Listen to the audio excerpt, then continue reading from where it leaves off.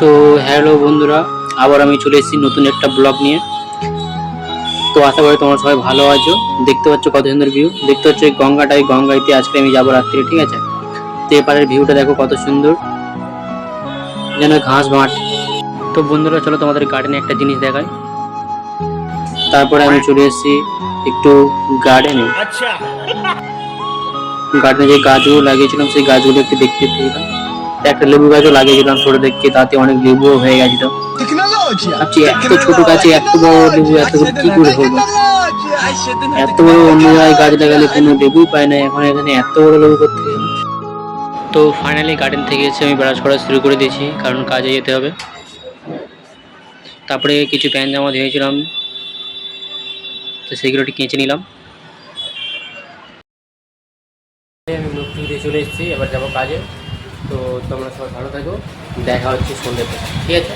তো hello, tata, bye bye. Hi guys, দেখতে পাচ্ছি আমি যাচ্ছি এখন এক জায়গায়।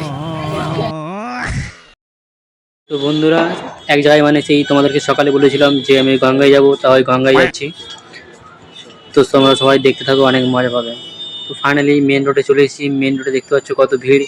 তো পুরো এখানে মেলার মতো ভিড় দেখতে পাচ্ছ। মেলা আর এখানকার পার্থক্য আছে, মেলাতে শুধু মানুষের ভিড় আর এখানে শুধু গাড়ি ঘোড়ার ভিড়।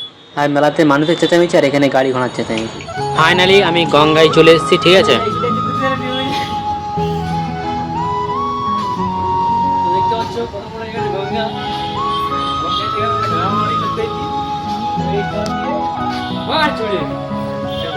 বন্ধুরা গায়ে গঙ্গা জল ছড়া দিয়ে চলে এসেছি ঠাকুরের দর্শন করতে। তোমরাও দর্শন করে নাও,